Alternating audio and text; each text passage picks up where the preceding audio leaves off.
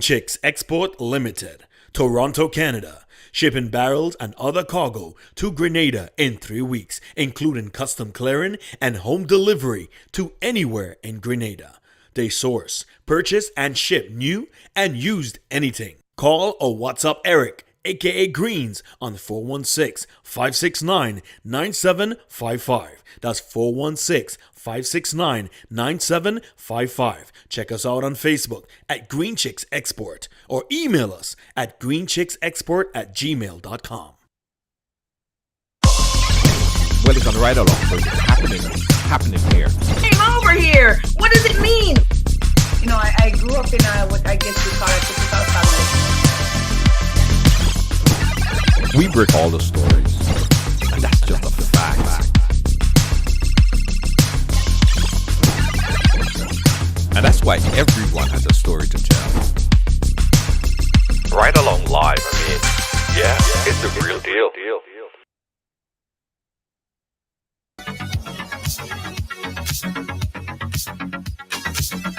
Myself.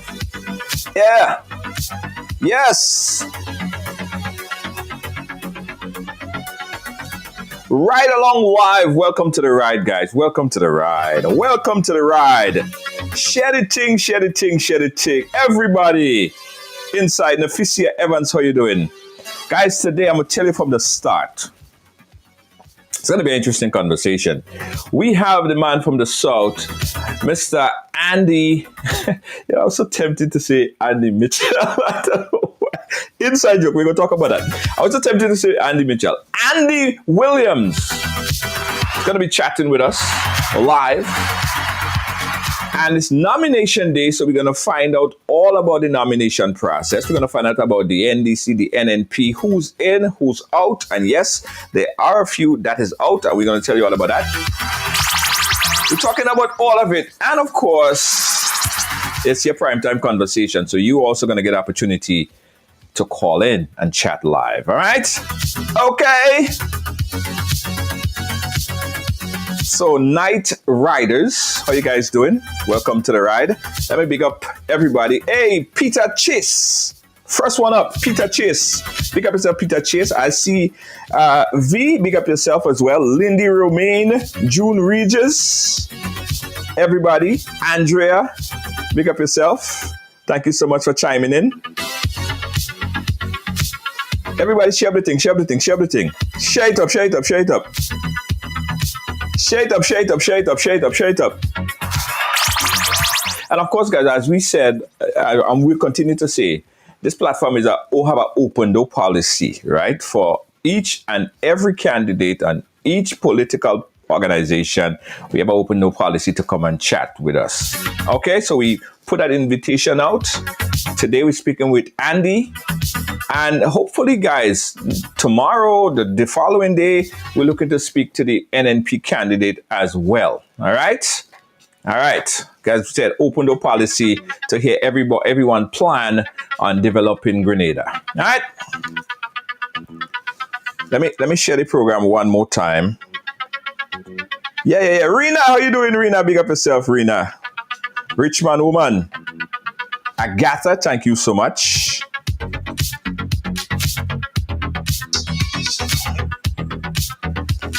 Let me share it. Let me share it on a few pages. 1, 2, 3. Share it over here. Yeah. Here.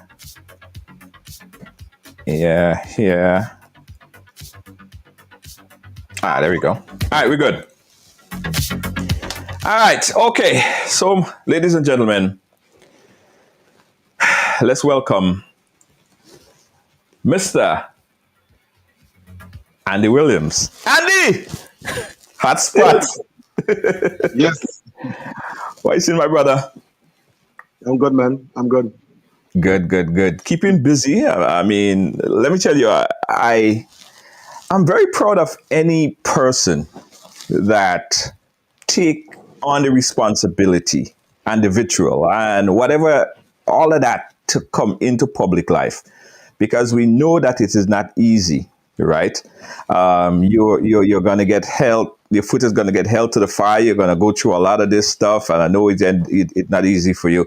But we want to understand the person himself. Tell us about Andy Williams. Give us some background information. Right. Well, I grew up in Grandin, Southern Steam. I was born there. I attended the Palmer as a primary school. No, it's a secondary school, but before it was a primary school. From Palmer, I went on to GBSS, which is considered the Grenada Bay Secondary School. Right? Mm-hmm. Wait, say it again. GBS, Grenada Bay Secondary School. Right? Okay. Right after SAS, right? No, after GBSS, I went on to TAMCC, where I did E-levels, right? Accounting, business, and so. Then I worked for approximately 3 years, and then further my studies when I went to SGU, right? Right.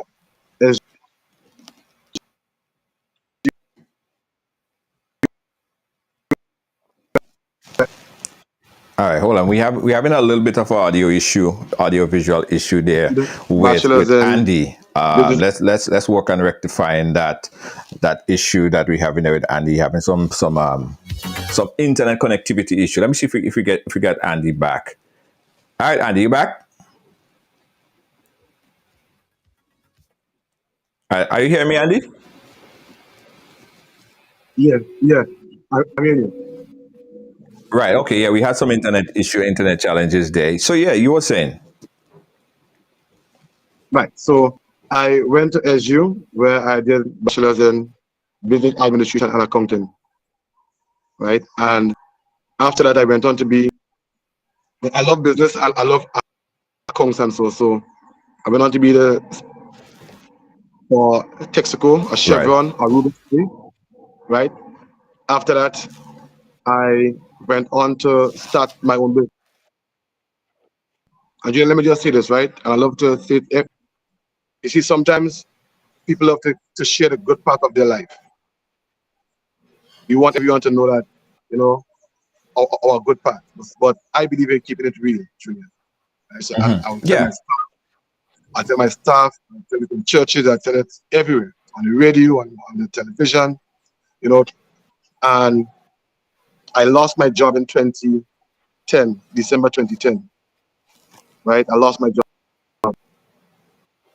And that was one of the lowest point in my life. First to the max. Mm-hmm. And I was ashamed of myself and I lost my job. And then I said, you know what, Andy, what do you do? Do you continue staying down or do you try to rise?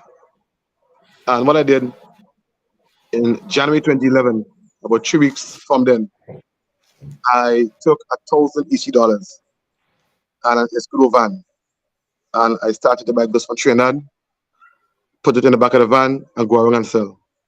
Uh-huh. Right, and it was a tough time for me because after losing your job from being senior accountant and people knowing you to have a high position and dressing all nice, not to go and sell Buster and so, for $40 a case and this kind of thing. It was like really demoralizing, right? And it's hard to take some of strength to do that. The society we have in Grenada. You might go by a man now and you might say, you want any Buster for sale? You might say no, And when you go, you're like, watch him. He's still working hotel and right. And this kind of thing. So it's a tough time to me, but I was determined because I am one to always stand up to my responsibility. If I do something, I know I have to stand the consequence, and I can't run away from it. So my father was very instrumental in saying, let Andy stay in Grenada. He's not going anywhere. He's not traveling. Let him stay in Grenada and work it out. So after 6 months in business, the business flopped because I credited some people goods and so. And up to today, they haven't paid. And then I went back for a loan by a place called at the time Microfin, and I got a loan from them for $20,000. And that's where I started to pick back up the business again and move on. And that was it, right? I started in my parents' downstairs in a little shop. Then I went to the highway in the yard. Then I went to the building in the highway, on the highway, sorry. And then when I was doing really good, then there was a fire. A fire came. And I lost over $1 million in the fire. I didn't get back anything at all. And I had to start back again, not from zero, but from negative now, because I would have lost so much. And then that was in 2017, September 2017, right? So I had to start over. It was even tougher than the first time, and I weathered the storm and just carried through up until today, right? So at the time when, let me bring it up to speed with now. Now, before we go into now, because I know we're going to get into the politics and your decision to get into the politics, but how did your education, your school, prepare you for entrance into business? Because I am very big on entrepreneurship, and I've always said that I don't think that the education system does enough to prepare people to start businesses. I could be wrong, but the whole analogy that we hear in our head is, okay, go to school, get an education, and then go find a job. Not so much so go to school, get an education, and create a business. So how does school prepare you for your journey into starting your own business? Well, school did not prepare me. I grew up in a small shop, right, selling groceries and alcohol. And our shop was like one of the main shops in the neighborhood. And I learned most of my stuff from the shop. So when I went to school, especially like in SGU, I would always try to see what I'm learning, how I can apply it to business. Right? One of the concepts I picked up was something called price elasticity of demand. Meaning, if you could lower your price and your quantity demanded can increase, then you can maximize profits. Right. In layman terms, you might be selling beers for $5 for one, but you might sell 1 case in a week. I might sell, and you will make, let's say, $40 profit on a case. $40, right? I will sell the beers 3 for 10, and probably make $5 on a case. But I may sell 100 cases, right? And for the whole week, I can make $500, right? So when I saw that concept in school, in SGU, and in college, I love that concept. So I was thinking, you know what, Andy boy, when you have your business, you can use that concept in your business. And that's what I use in Hotspot, like if I lower my price on certain items, more can sell, then I can maximize profit. And some people just don't understand that, but it's simple economics that I learned from school. So every time I go to a class, I'll see how I can apply what I've learned to business. But to say that school prepared me for business, I would say no. Right? And we need. Go ahead. No. I was saying with that analogy of lowering your prices, so you are dependent on high demand to make a profit. Does that then destroy competition? Well, no. See, you have to know your target market, right? There are certain people that lower price will not attract them.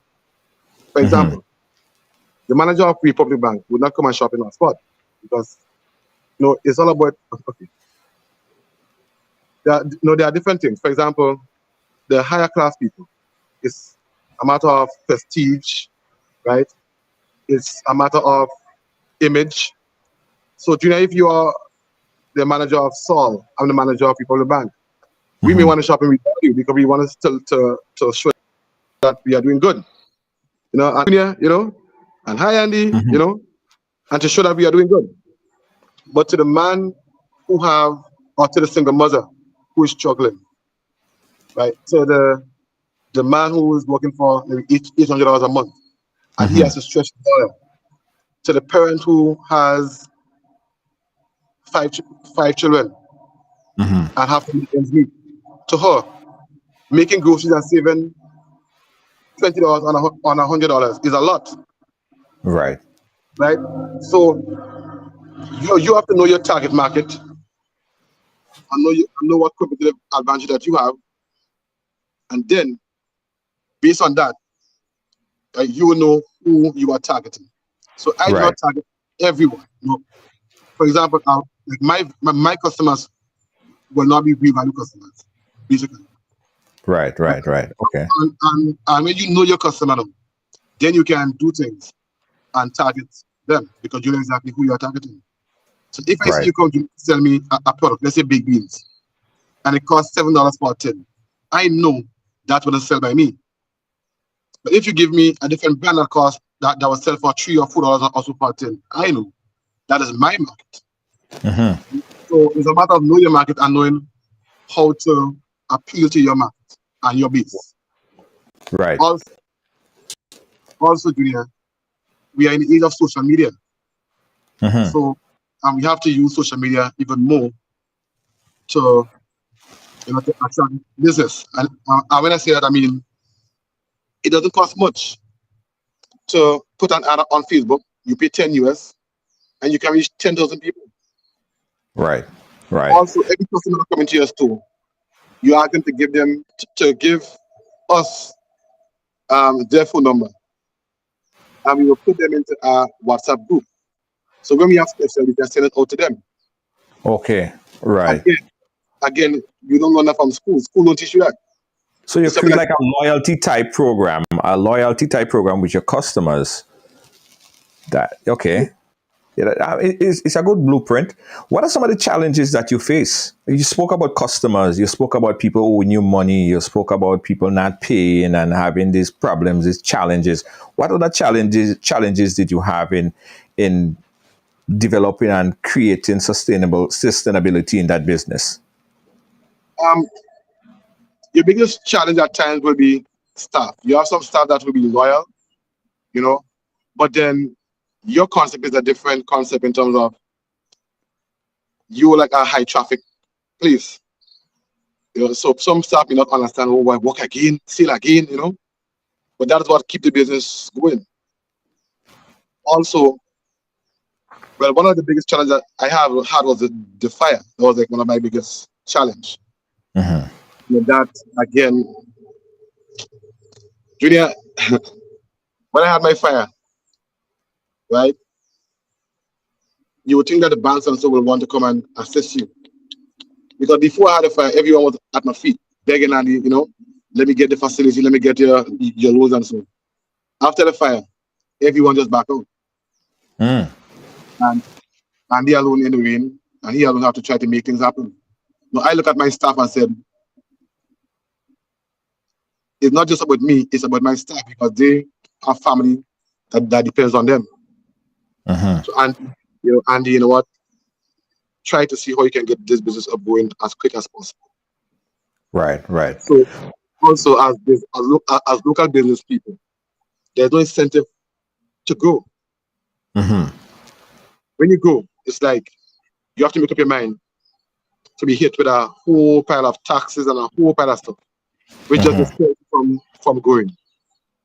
And I'm saying that these are things that we have to look at because we have to encourage business to grow, not discourage them from growing. If you really want the country to go forward in terms of economics and business and so, right? So that's just some of the challenges. But I'm someone, Junior, I don't really how to put it, like spend time on thinking about challenges. If a challenge comes, my mind is will be like in an attack mode to see what solution I can come up with to ensure that things move on. Right. Again, guys, if you just join us, we're speaking here with Andy William. He is a caretaker candidate for the NNP in the South. We're going to get all into politics, and there are elephants in the room. We're going to touch on it. Also give you an opportunity to chat live here with Mr. Andy Williams. Andy, so you have a thriving business. You had your ups and downs. You had your fire, your bounce back. Why politics? At this point, when I saw you as before I didn't know anything about Andy Williams, by the way. It was my producer, Lois JJ, who during the pandemic, we did some packages, and she said, okay, let's just get it to AJ. I'm like, okay, whatever. I don't know who AJ is. Just get it done. And you got it done. We sent you some funds, and it was dispersed, and you sent us back videos, and I was okay with it. I was okay because we were able to do what we needed to do.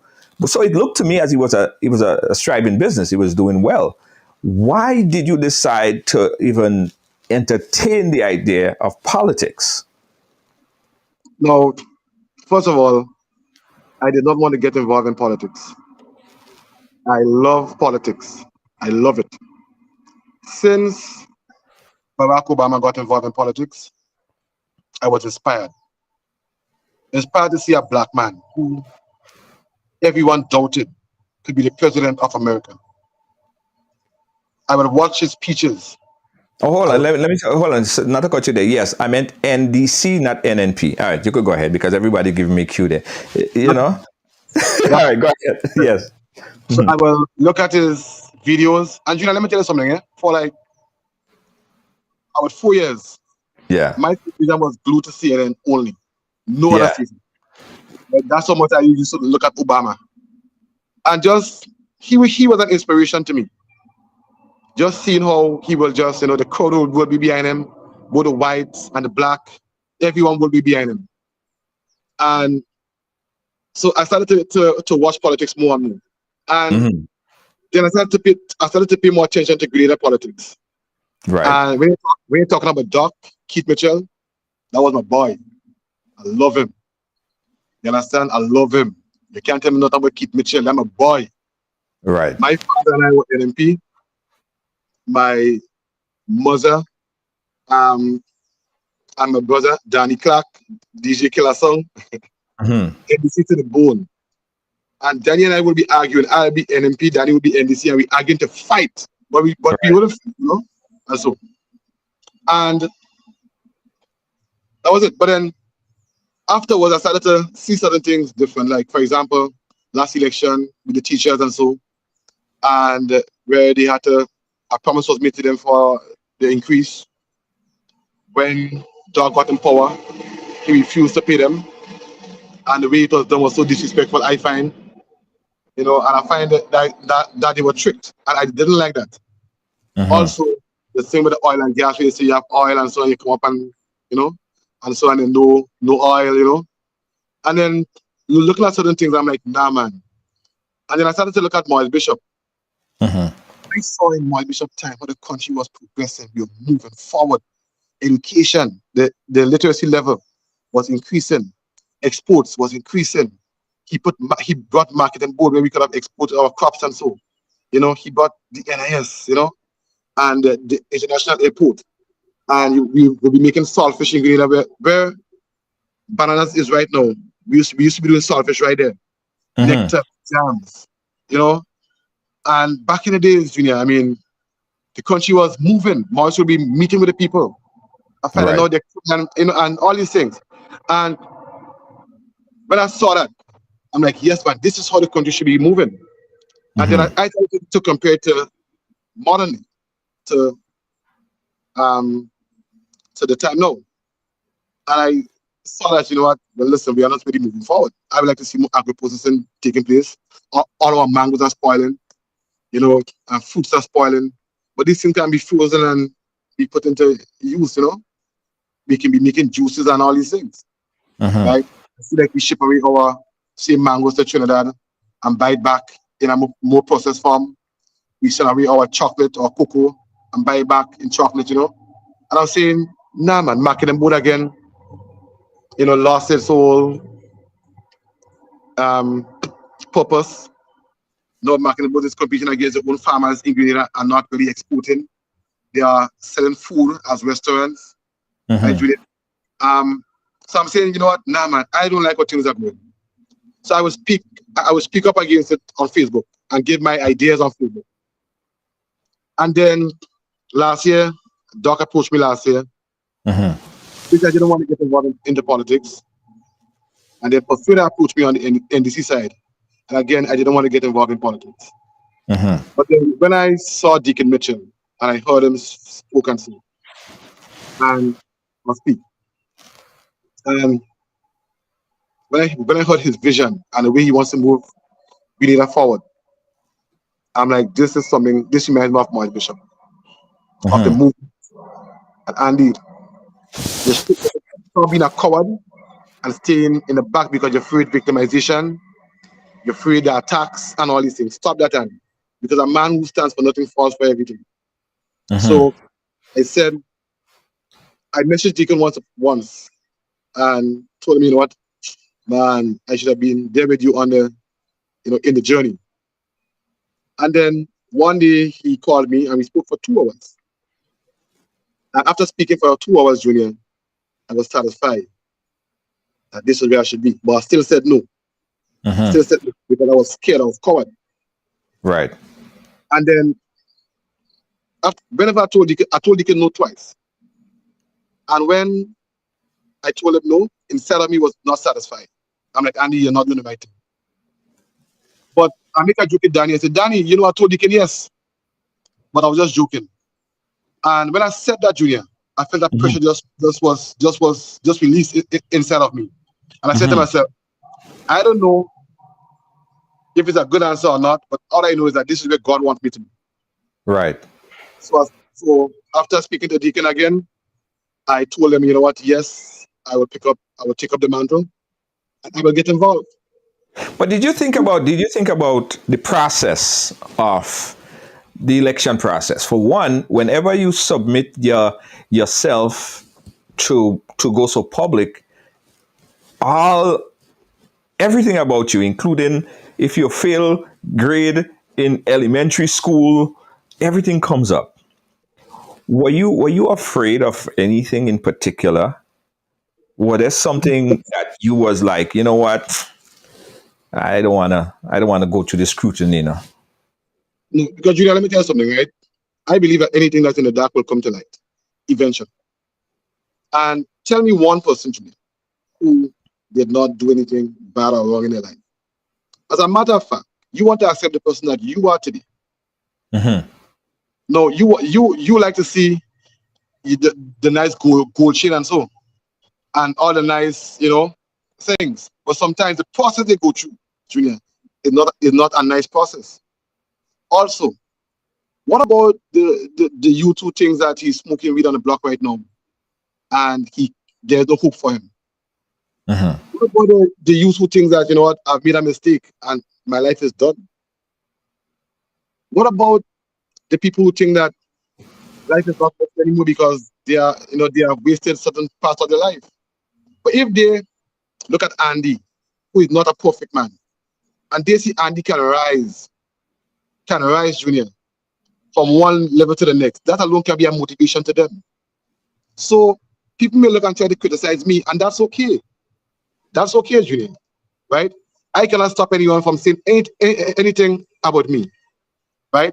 But the fact is that, Junior, no one is perfect. Right. If you were to let that hold you back from reaching your potential, well, I don't think that's a good thing, because let me just tell you why again. Some of us read the Bible and we go to church every Sunday. But do you know men that wrote the Bible, Junior, were like Paul? Paul was killing Christians, or like crazy.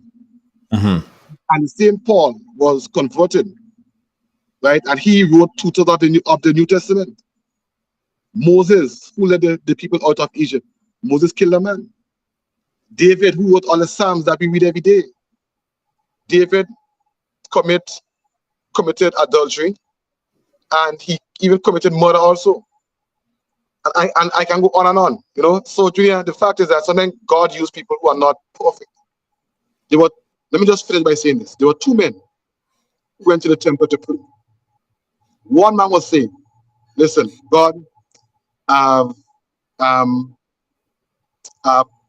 done all the commandments, I've observed all the commandments, I've been perfect, I kept the Sabbath, I did everything, I've done no sin, like nothing wrong. Right? But the other one was a tax collector who came and he was just beating his chest, and weeping. And the Bible said the person prayer who God heard was the tax collector. You understand? So it's not about being perfect, Junior. It's about, you know, being an inspiration to someone. Something happened, you speak about it, and I don't hide anything about myself. I expose it. Right, Junior? I expose it because I do not want to be or to look as a perfect man to anyone. I am not perfect. I have my flaws, like everyone else have their flaws. And I will speak about it. I don't hide it. Right? So when this thing come out, Junior, you know, it doesn't really bother me because it's things that I've said already and I've exposed it. I've spoken about it in churches, on television, on Facebook, to my staff, to people on the streets. I just tell my story because people need inspiration also. You know? And what was one of those stories that you spoke about? There are some that I've heard, but what are some that you felt that you needed to get out voluntarily by yourself that you spoke about publicly? No, when I was working, Junior, right, I'm someone who is very ambitious to achieve. Now, afterwards, you know, you learn that can be your strength, but it can also be your weakness. Right. And while I was working I worked in Rubis as the senior accountant for St. Lucia, Grenada and St. Vincent. Then I went to work in Flamboyant Hotel. In Flamboyant, I was like 30 years old, and I'm saying, boy, Andy, you're living home, 30 years old, you know, you can have your own house. You're the financial controller. Nah, man. So I sold a piece of land, Junior. And what I did is that I bought a house, thinking that everything was finished and done with. You know, I said about real nice. But one day the girl from the bank called me and said, Andy, you hear me? Yeah, I'm hearing you. Okay, because the video seems to be stuck. Yeah, I'm hearing you and I'm seeing you fine. Okay, good. So one day, the girl in the bank said, Andy, you know what? You still owe the lawyer a certain amount.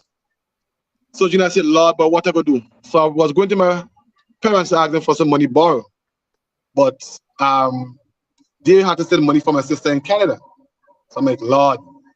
So I used a company check to pay for my expense, my personal expense. And one day, Mr. Lambert, who died now, Mr. Lawrence Lambert, a very, very loving man, a nice man, ever known in my life. He called me to a meeting, himself and Hugh Dolan, and they asked me about it. And I said, you know what, that was the case. So they said, Andy, you know what, you did that and you got no permission. So instead of firing you, we are asking you to resign. And I resigned in December 2010. And that was where I started to buy some goods from Trinidad, and I started the business that I have now. Right, and these are things that you spoke about. I wanted to bring that in there because those are things that you publicly spoke about. You went out, you talk about it, people know about it. So it's not novel stuff, it's not new stuff. And as you say, with the redemption of life, people do things. Everybody made mistakes. Somebody said, Junior, you should look into your closet. My closet probably dirty and stink. It probably is. Who knows, right? But that kind of stuff that get uncovered whenever you decide to get into public life, and it was tossed at you, and you dealt with it. And from what I'm seeing, and I always say that people personality precede them. I looked at some videos with you, and I've seen you walking down the street and people jumping at you and people hugging at you. It seems to me, from my perspective, the people in the South really attracted to you. You're saying something, you're doing something that the people like. Yeah. Because that's me, Junior. Listen, Junior, I keep it real. If you invite me to a high-level function, I will go. I could eat with my knife and fork, we will chat about what issues, and that's cool. But my environment, Junior, is if you go and play dominoes by a shop down the road, and you have some old men there, I mean, smoking and drinking and things. That's my environment. I love that. Right. I want me, we'll have old talk, we'll talk shit. Junior, if you know me, right, I love to talk shit. Every day I talk shit. We'll kick for the whole day. That's me. Sometimes I don't like when you get vexed easy, because my personality is a loving one. Right, but that's just me, Junior, and I love to help, because I've grown up seeing my mother helping and my father helping people, and I have a heart that love to give and I love to help. And to me, Junior, no one is better than anyone, right? Listen, Junior, you could be the manager of whoever bank, you could be the lowest person on the ground. I will show both of you the same level of respect. Right. You will hardly hear anyone say that Andy disrespected them anytime. But that's not me, right? And even when people say things about me, Junior, I don't hold that against them. Because at the end of the day, people, you can be misunderstood, and I don't have like the genes in me to hate people. I don't have that. Right. Right? The Bible says to forgive. If you don't forgive, how do you expect the master to forgive you? Right. So, I'm a people's person, Junior, and I guess that's why. Because I just love to deal with people. I love to laugh with people, smile with people. I just love to just have a good time. So, and people like that. Yeah. Listen, there are a lot more that we want to talk about, but I'm watching the comments on a lot of mercy. People want to say something to you. People want to chime in. So I'm going to give them the opportunity and open up the phone line. If you want to talk to Andy, you could call. This is the number on the screen, 718-701-5720. Join the conversation. You could call on the phone line, which we just put up, or you could call on the WhatsApp. Let me just set that up. You could call on the WhatsApp as well and chat live here with Andy. We're talking about the man himself. And guys, this is Ride Along Live. Everyone have a story to tell. There would always be a story when we sit down and have a conversation, no matter who it is, right? No matter who it is. Don't act like people don't know how the thing does go. We always going to have a story, and you're understanding the life of Andy Williams, right? And as we do here on the program every single day, all right? So this is your opportunity, guys, to call 718-701-5720.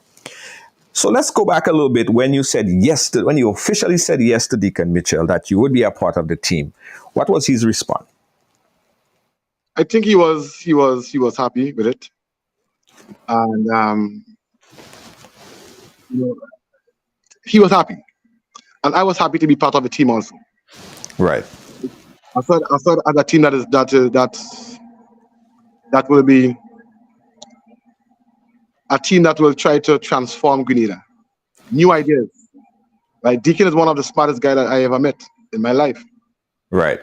The guy just brilliant. He knows like everything. If I think on a level of a scale of 1 to 10, if I'm 2, Deacon is 10. The guy is just brilliant. Wow. And he's just sincere. He's humble. And I love people who are humble. He's humble. Right. But even when, like last Sunday, I wanted to fire up the crowd, and so last Sunday in the speech and so in the rally. And I asked him for permission. Even while we were sitting there, I said, "Boss, can I have permission to please, do this?" He's like, "Yeah, go ahead." Do you?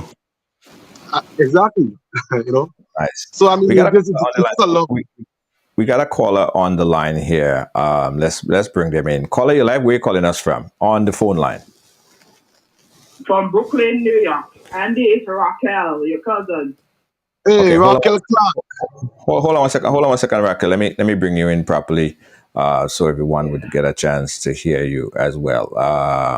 1 second, Raquel. 1 second. All right, Raquel, you there? Hello, Raquel. Hello? Are you hearing me? Yes. Okay, go ahead, Raquel. Hi, Andy, it's Raquel. Hi, how you doing, Raquel? I'm good. How are you? I'm good. Thank you. My my question is, guys plan for the health field in Grenada, actually. You just repeat the question again. What's the plan for the upgrading of the health situation in Grenada? The plans for upgrading the health system in Grenada. Right. Now, first of all, let's look at where we are. At present, we have like a downstairs, a house for a center in the south of the island. So let me talk about the south first, and then I'll talk about national after. And even I was in Cali last night having a meeting, and even the health center there, Junior, is like it's closed right now. It's not open at all. When you even go to Woburn and you look at the health center again, it's like, it's just a shame. And it is time we invest money in health. And I'm saying, if we can invest in the bushing, let's say $40 million to the bushing, we can invest money in health. And we should invest money in health. Because, especially if you're in the south of the island, Junior, the south is very dense, it's densely populated. There are people coming to the south to rent because that's where the jobs and so are. So they will come and rent and to make it make sense. So even registered voters, the south is the biggest constituency. We have like 11,000 people registered to vote. And that's the most in all the 15 constituencies. So, Junior, we need better. And I'm saying what we need is a polyclinic that is located strategically so it can be accessible from various places.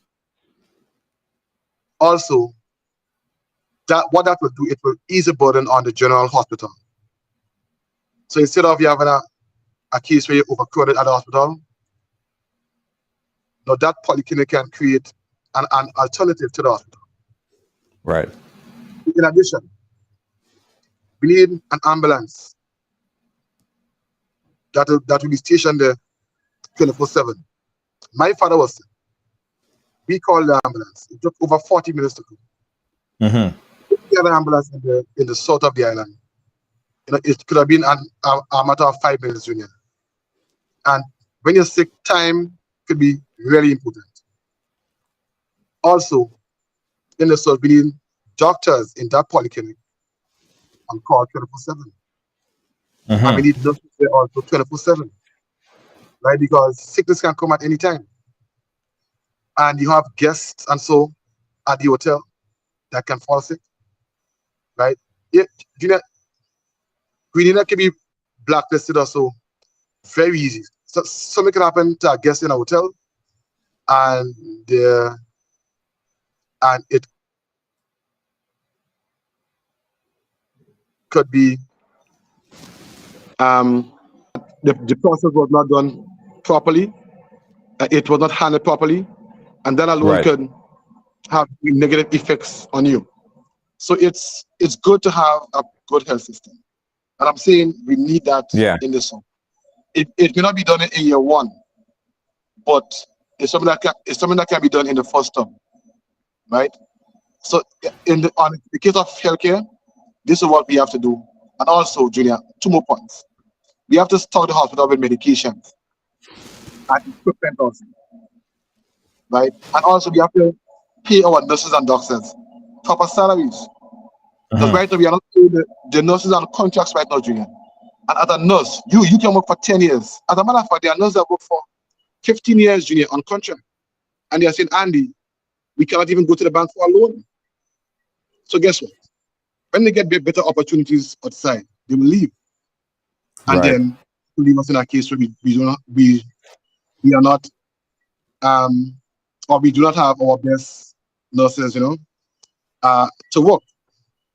So I'm saying, Junior, we need to, number one, invest money into our healthcare, and we need to invest money also in the human resource aspect of it. And when we do that, we can see our way better. Right. We got another caller on the WhatsApp. I mean, the calls are coming in fast and furious. We have someone on hold on the phone line, but we got someone on the WhatsApp right now. Caller on the WhatsApp, go ahead. Hello? Hello? Yes, hi, good night. Hey, good night. Go right ahead, caller. Yes, good night, Andy. This is Abigail McNeil. Congratulations. Thank you. Yeah, what I wanted to find out, right, and I'm glad that the previous caller mentioned it in a way, right?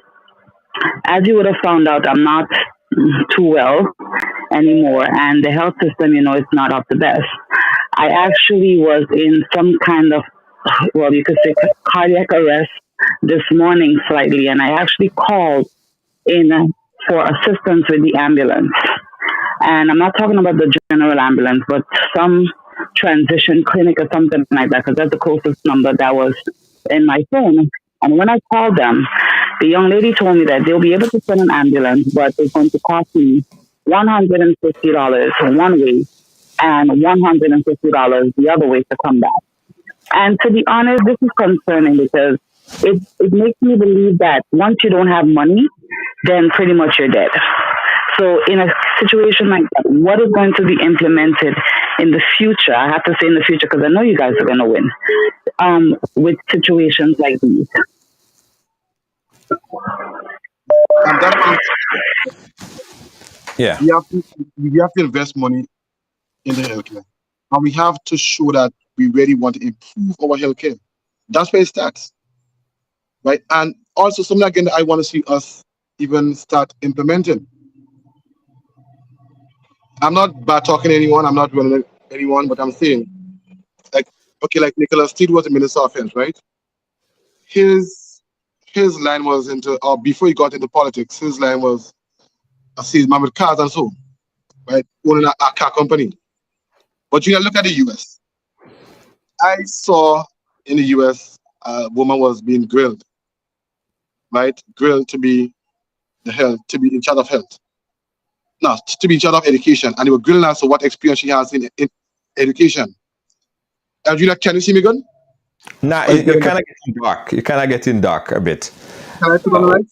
Yeah. If you could light up yourself a little bit, it would be better. It's a little bit getting dark, guys. We're chatting live here with Andy Williams, and we're taking your calls. I mean, we have a lot of calls coming in, guys. So if you call and you didn't get through, we will try to accommodate you because we have three phone lines going. We have the WhatsApp that you could call on, and also on the phone lines, and also people calling us on Facebook as well. So we're going to try to accommodate for everyone. The number that you call 718-701-5720. If you didn't get through the first time, you could always call back and we'll get your call in. All right. Again, we're chatting live here with Andy Williams, and he's taking your calls live on Ride Along. Let's see. This is a little bit better. Yes. Okay. So it's a tad bit better. All right. Go ahead, Andy. Right. So you see me good, right? Yes, it's better. Okay, good. So I'm saying, Junior, we need to be serious about healthcare. And that's where it starts. Because if we are serious about healthcare, and I say it starts from the head, come down, then it will show.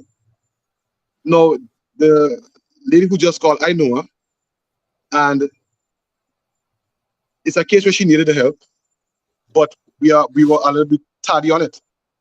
Right, Junior? Mm-hmm. And we need people who know about healthcare to be put a place in healthcare or in charge of healthcare so that we can get a better service.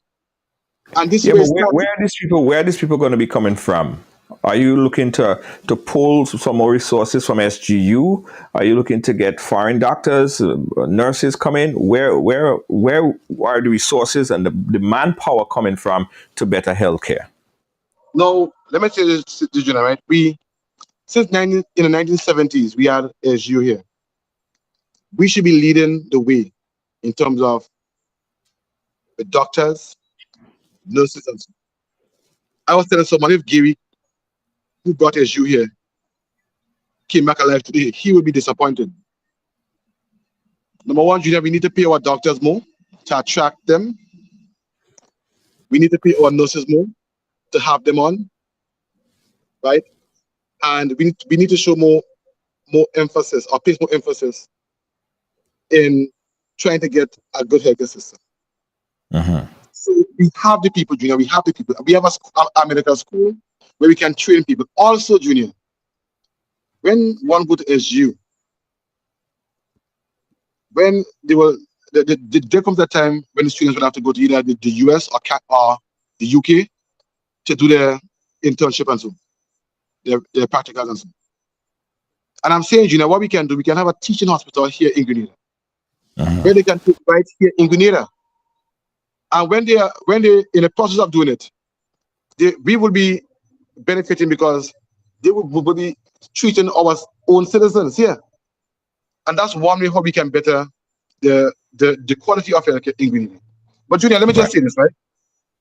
Let me just say this last thing.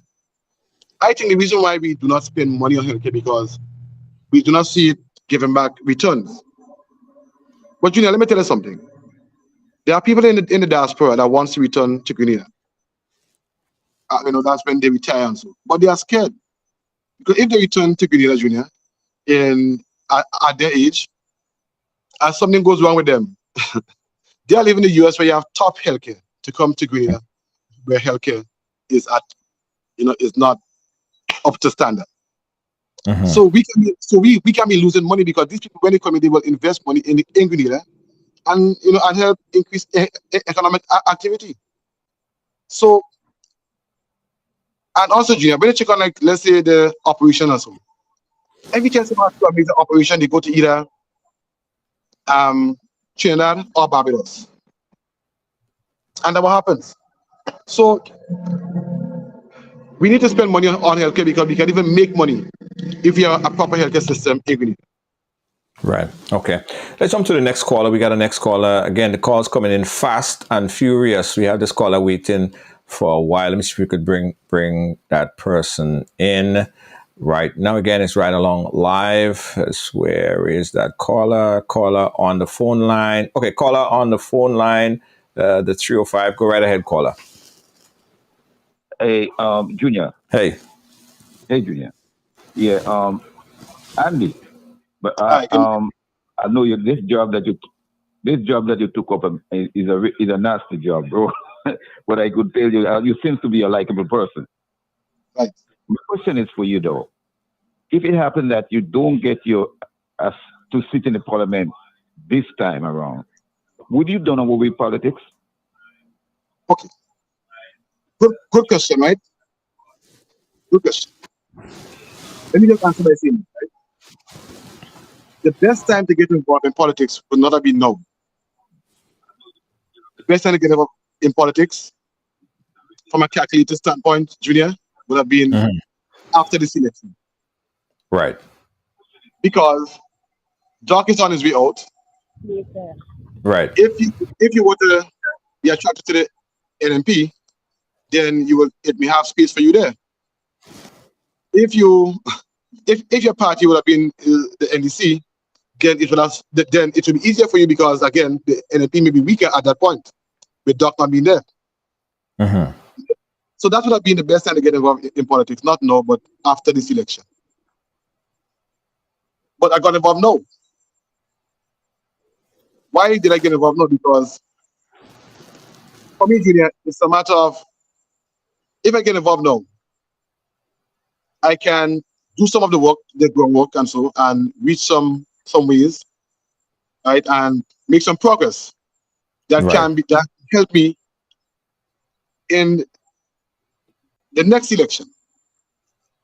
Right. So the answer to the question is no, I would not stop, no. Right? Because my heart is to see this country move forward. And I will do my best to ensure this country move forward. Even though I win now or I lose, I will still continue to do that. This is my commitment. Okay. All right. We got another caller on the WhatsApp. Let's take the call on the WhatsApp. Call on the WhatsApp. Go right ahead. Oh, hold on, caller on the WhatsApp. Call on the WhatsApp. Go again. Go ahead again, caller on the WhatsApp. Yes. Hi, Andy. First of all, I want to say how proud you made us today. You made me cry on the live, but it's okay. But in regards to like mental care, mental health and stuff, right? Now, as you know, we don't really have those type of facilities for our youth. And there are a lot of people that are dealing with abuse, not of just substances and stuff, but, you know, like physical abuse and those sort of things, right? Now, Andy, I am in Canada studying and I'm graduating in August to be a social worker. And I'm letting you know and I'm giving you my service now. Andy, we can partner and we can do this. We need to fix our nation and I'm in it. I'm just letting you know I'm here and you have my full support. Forward, forward, forward. Lovely. Thank you, caller. Let's go back to the phone line. Thank you, caller. Someone on the phone line again, guys. I see you guys calling. Just work with me. Caller on the phone line. Go right ahead. Hi, good night, Junior. Hey, good night. Hello? Yes, hi, I can hear you. Yes, Andy, this is Miss Angela up the street from you. Miss Angela. Andy? Yes. Miss Angela. Mr. John, Right. Mr. T. Right, Miss Angela. Lovely. Yes, I want to say congratulations. And listen, you cry, I cry, and you know, I'm happy for you. I'm really, really happy for you. One of the things I want to say that, you know, you have been an inspiration to a lot of young people to show them what young people can do. They can get up and make themselves self-sufficient and independent. And one of the things I would like to see when you after the 23rd, the elderly people. The elderly people who a lot of them live by themselves, living in poor condition. And they have a system here in America where you home health aid, where you go into people's home and you take care of them in their home so they remain comfortable where they live. And to me, it's even cheaper than having to put them in a home and pay $1,000+ or how much dollars. I don't know what they charge. But I think it's more comfortable being in your home. So this is something, and it's providing jobs for people across the Tri-Island state than just having 10, 15 people in the nursing home. Right. So this is something I would like to see that you guys implement when come after June. So I endorse you. I'm with you in whatever way I can contribute to help. You know, I'm here for you. Lovely. Thank you, Miss Angela. Thank you so much. All right. Yeah, We got another call. And as you could imagine, the phone lines are fast and furious. We got another call on the WhatsApp. Caller on the WhatsApp. Go right ahead. Good night to Junior. Good night to the panelists. I just want to say a special good evening to just in a matter of weeks, my parliamentary representative for St. George South. I just want to encourage him to stay focused and keep his head above the water. And Andy, you're like David, and the Goliath is coming your way, but I know with God all things are possible, and you have the victory already. It's just that on June 23rd, the victory will be manifested. I'm speaking that into your life today, in Jesus' name. All right. Thank you, caller. Fast and furious, guys. We got so many calls coming in, as you could imagine. We got a caller on the phone line. Caller on the phone line, go right ahead. Where are you calling us from? Hey, Andy. Jude. Yeah, this is Richard Muller calling from Brooklyn, New York. Yes. Okay. I'm calling to congratulate Andy on his nomination, and he just need to keep a steady head and be optimistic that he is going to win the South. He's a child of the South. Everybody know him. I know him as a younger guy, and he just need to keep his head on. Thank you. All right, thank you, caller. Thank you. All right, back to the phone lines again. Fast and furious. We got someone on the WhatsApp. Andy, everybody want to say hi to you, Andy. Caller on the WhatsApp. Go right ahead.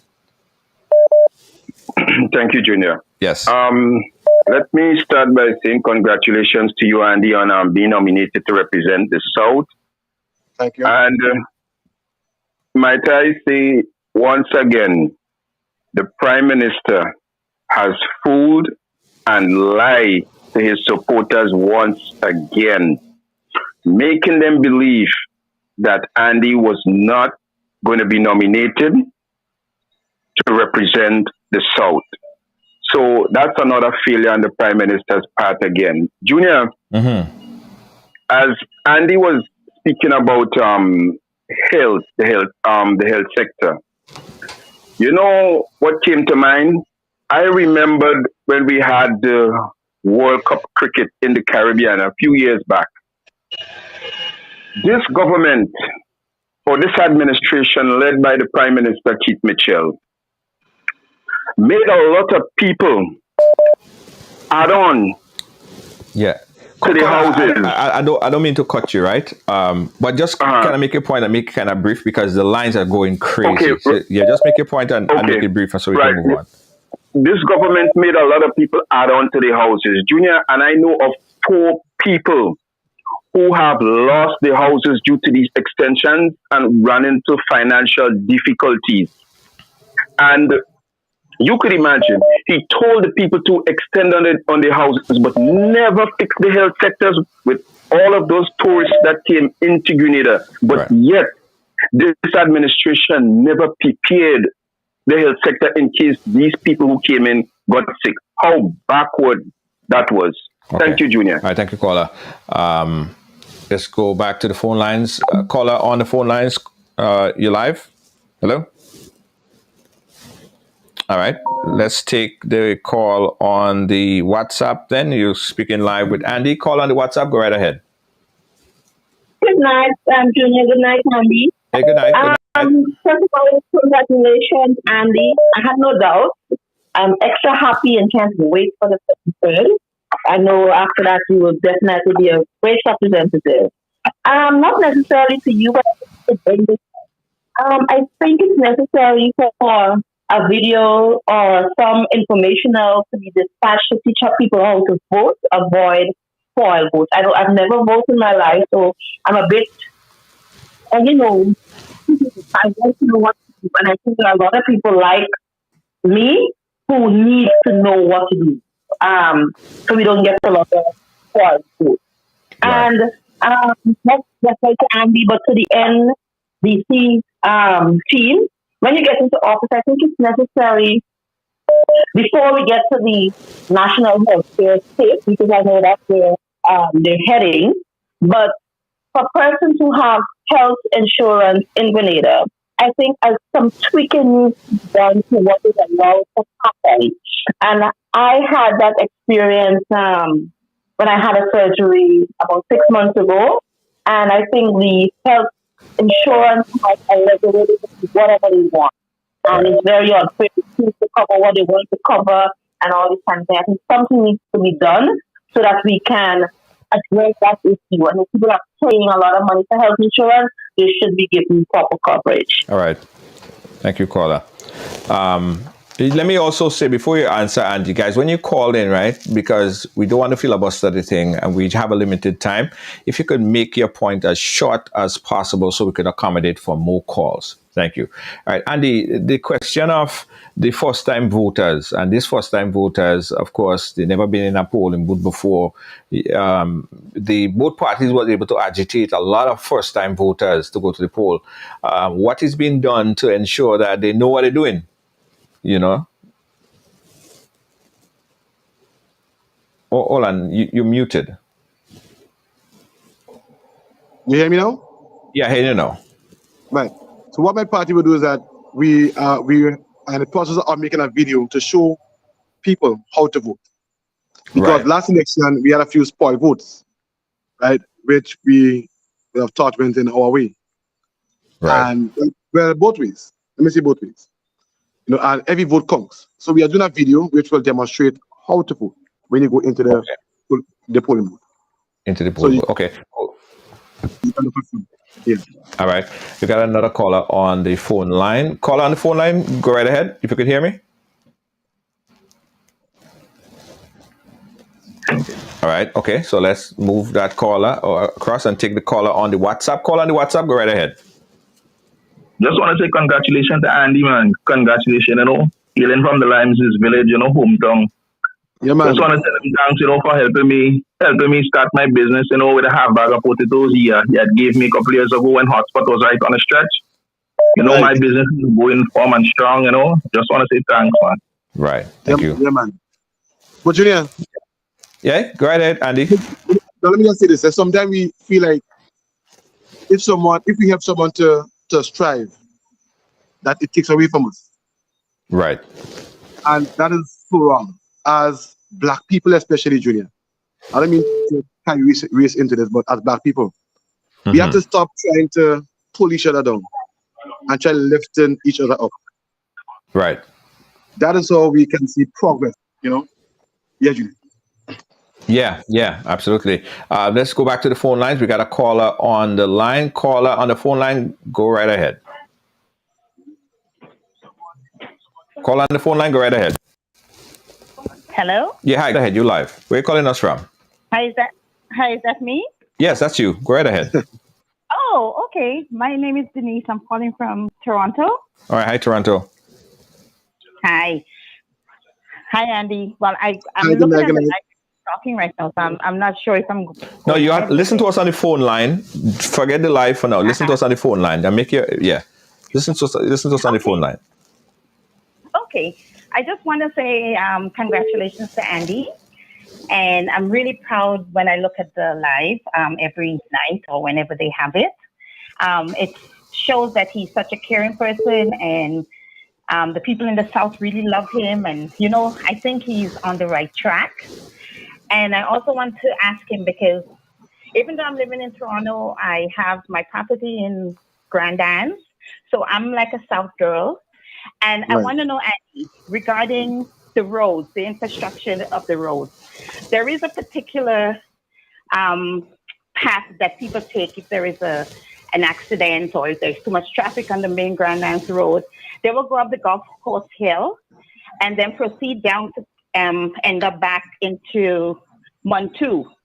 Now, a portion of the road there is very rugged and, you know, never fixed. And I've been back there like for about 20 years and nothing's been done with that road.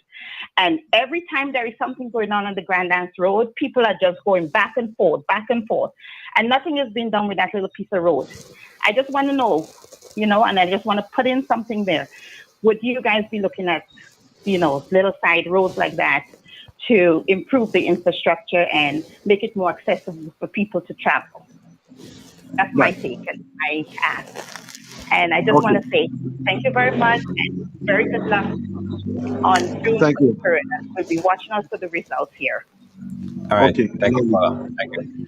Yeah? So let me just respond to that. Junior, do you know, right, when we go to inspect our vehicles, we have approximately 55,000 vehicles in Grenada. Do you know when we go to inspect our vehicles, we pay over $20 million in taxes? Not taxes, but I mean inspection fees also. Right? And the figure is about $22 million to $24 million we pay to license our vehicle. So I'm saying, Junior, we have no reason why the roads cannot be road worthy. Right? Because if on the other hand, your vehicle is not up to mark, you can be charged. So, yes, it's in the South. I would take it upon myself to ensure that, and this is a main road. When I say a main road, it's an essential road. I would take it upon myself to ensure that this road is constructed properly, and not just properly, but one of the problems with our road in Grenada is that it is not wide enough. Right.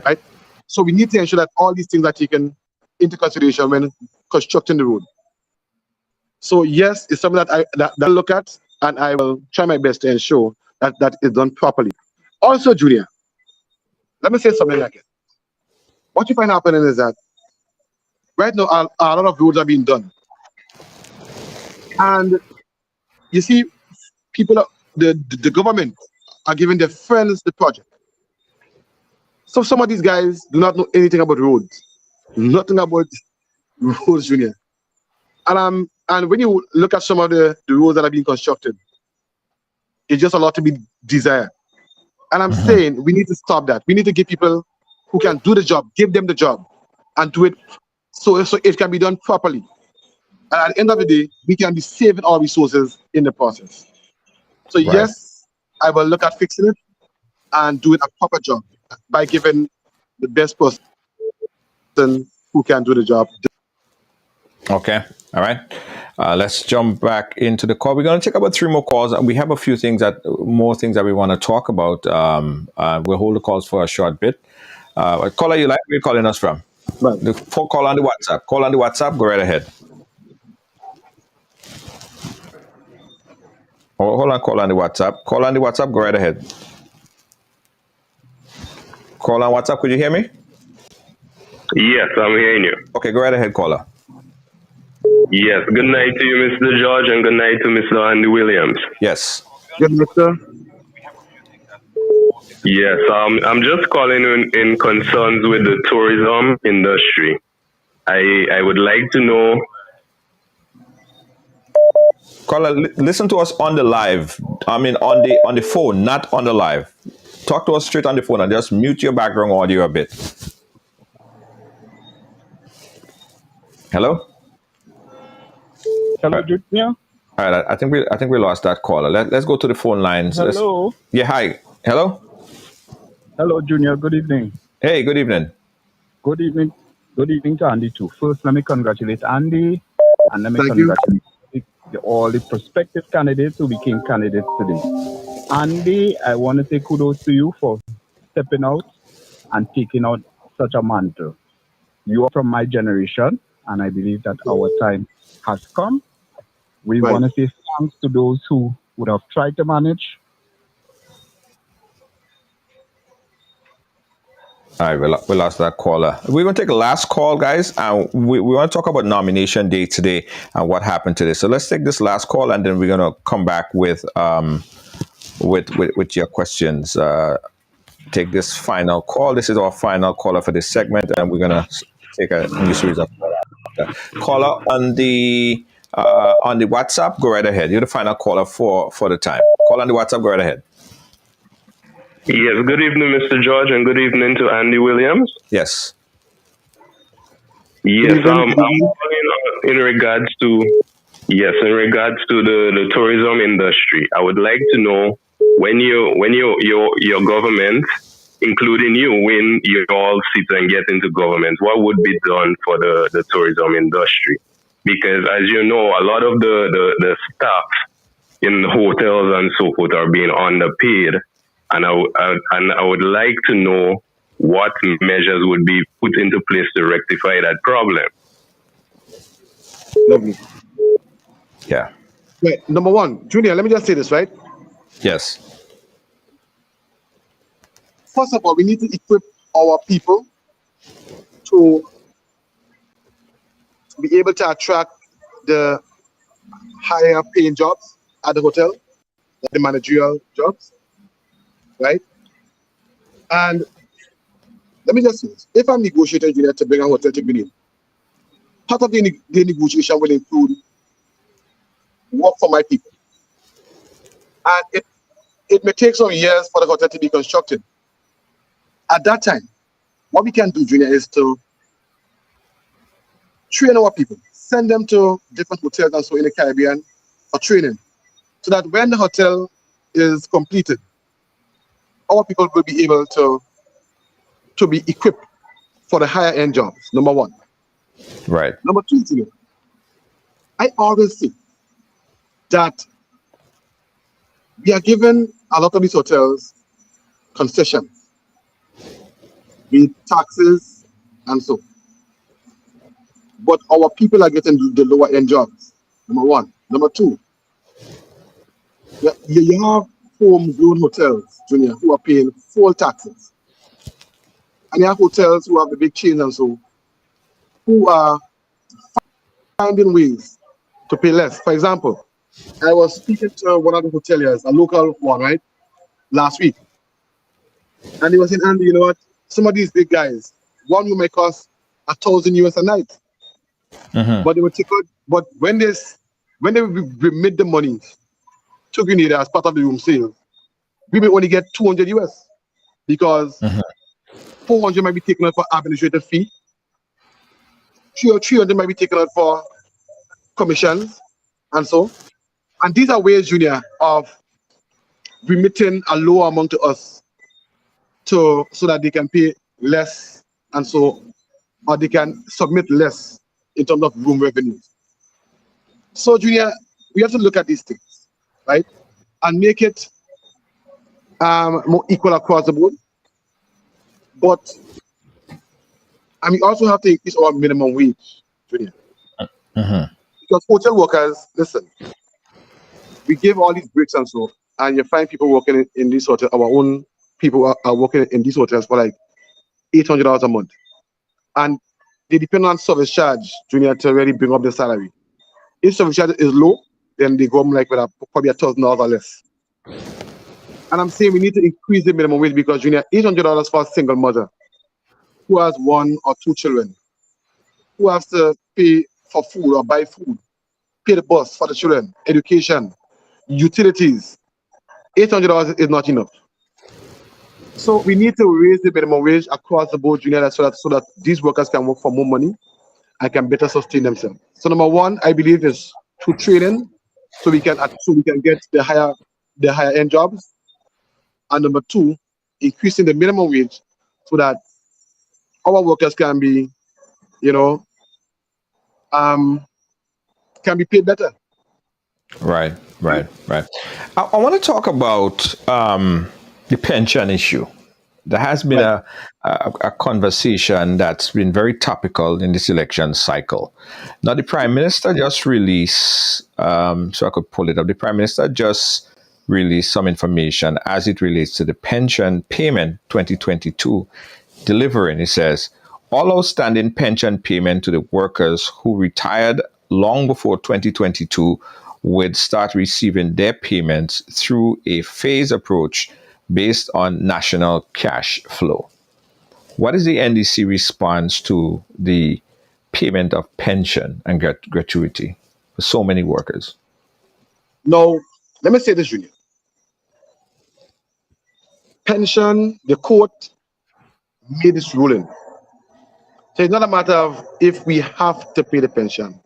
We have to pay the pension. It's simple, right? What we are saying, Junior, it's an advantage to us if we pay the pension, because immediately you would have an injection into the economy. Okay. It was for economic activity. And when that happens, Junior, even the government will even collect more taxes also. So it's to their advantage. Number two, if every time you refuse to pay the pension, Junior, every year, every month, you are incurring 6% interest, right? What we are saying, what my leader is saying, let's take a loan. And right now, you can get loan, Junior, as low as 1%. Let's take a loan, Junior, and pay the pension. Because in that case, 1% is much lower than 6% if you do not pay it, right? Number two. Number three, I heard the Prime Minister say in a address when in one of the rallies, before he made a commitment to pay the pension, he was saying that he do not want to increase the national debt. I don't know if you heard that. Yes. But listen, Junior, that is such a false statement. Because when the court made the ruling to pay the pension, your debt increased at that point. You understand? Let me break it down to you, Junior, in layman terms. Let me break it down for you. if Junior, right, I owe you $10, right? So my debt is $10. You're the only person that I owe $10, right? But I went to the bank. Let's say I went to the bank today to apply for a loan to pay you. When Junior, if let's say tomorrow the bank give me that money to pay you, I will be paying you off that $10, and now I will owe the bank $10. So in essence, the debt did not increase because the debt remains the same.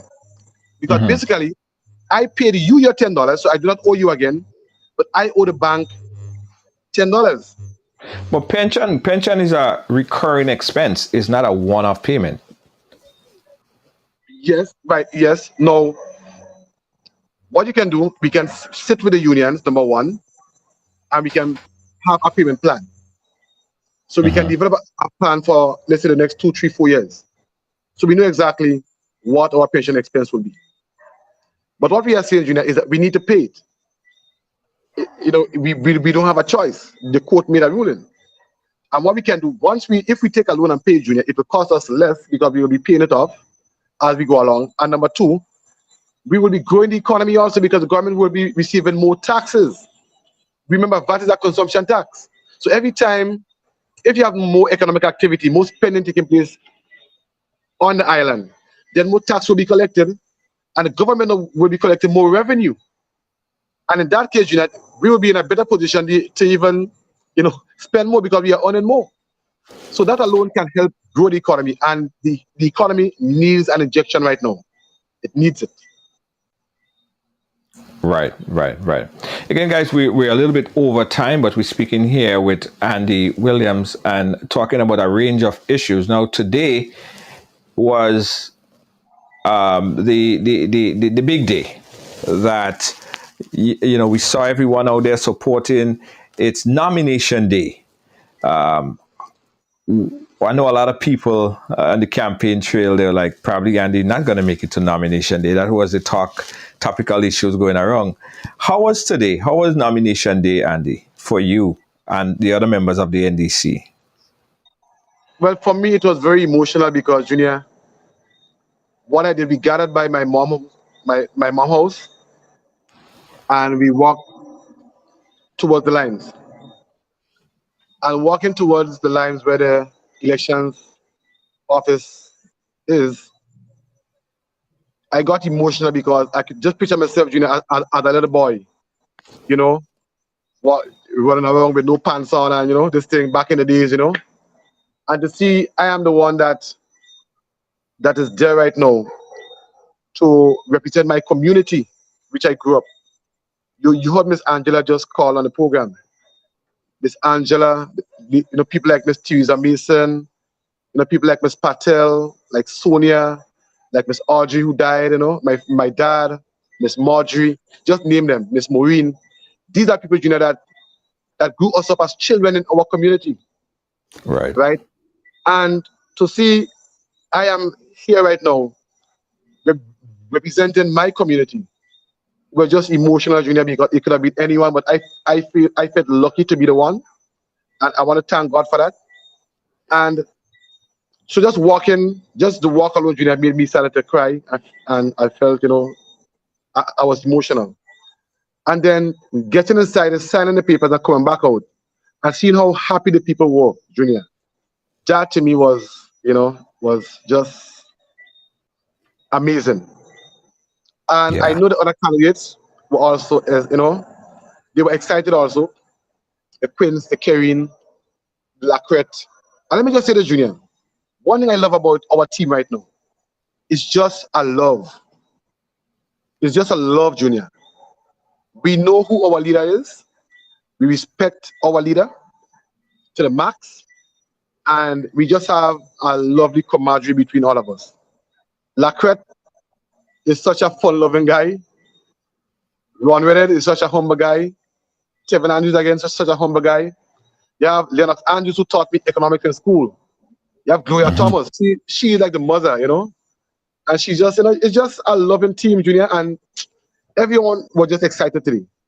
And I'm just happy to be part of this movement and this team. And I want to urge Grenada, if you really want to move this country forward, this is the team. Not because I'm on it, but this is the team. Give us a chance. Let us show you what we can do. And let Grenada again be top in the Caribbean. You know, because I know with our great minds, Junior, we can reach the sky. I just know that, Junior. I have that feeling. And I want to urge you to please give a chance to prove ourselves. And I know you will not be disappointed. Even you in the diaspora also. Yeah. Well, while you know the entire team of the NDC was nominated today, and all the team of the NNP was also duly nominated, there were also some of the smaller parties who were not nominated. Earlier, I got a chance to speak to Earl Maitland, right, who is the leader of GEM. Earlier late last week, we had an interview with Power. And Power spoke about the coming together of the GEM and Power. Also, it was reported that Power did not proceed with nomination. But I got a chance to speak to Earl Maitland. I want to play back this interview real quick. It's a short one, but I also want to get your reaction on it. I just had this interview with Earl Maitland a little earlier. Check this out. Okay.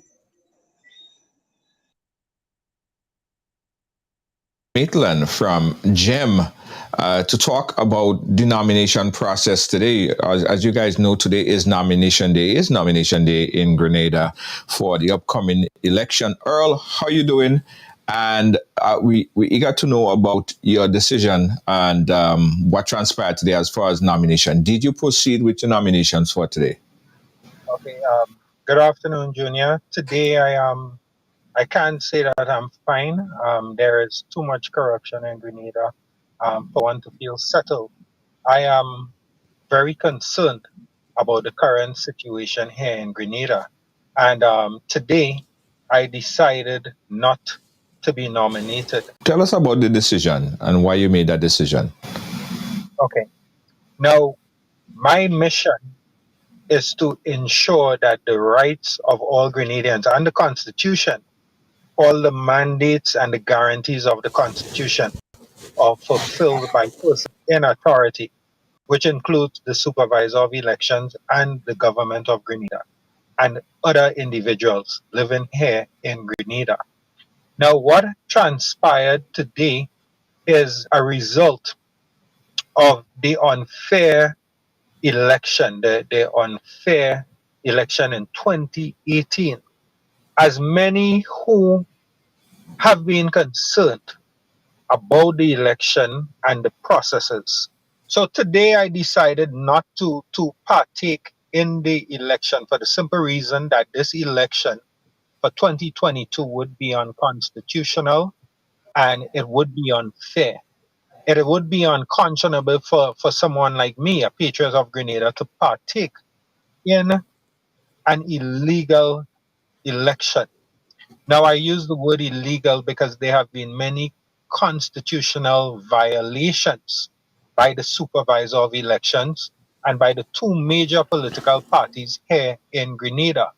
And I'd like to draw your attention back to the 2018 election, post-election era, where we had the then supervisor of election, Mr. Alex Phillip, who came out after the election and confirmed that in one polling station in my constituency, Northeast St. George, that 32 out of 35 persons voted illegally here in Grenada. The Electoral Office decided to take a stance, Junior, which is uncouth, immoral, and obviously illegal. They decided to take a stance and set a precedent that they would not apply the relevant laws to voter fraud. And this is what occurred. Now, since 2019, when Mr. Moraine took office as the supervisor of elections, I have given this gentleman many correspondences. I have met with this gentleman twice over the period, as I was only allowed to meet this gentleman twice. as the supervisor of elections in the electoral office, insisting that the laws be applied, that persons such as myself, candidates such as myself, who intend to make the necessary sacrifices to better Grenada, Carriacou, and Petit Martinique, would be able to partake in a free and fair general elections. Now, the issue with that is that Mr. Moraine said to me that he would seek audience with the Attorney General, and he has not gotten back to me. Despite the numerous calls that I have made to his office, he has not responded. He's always out of office or in a meeting.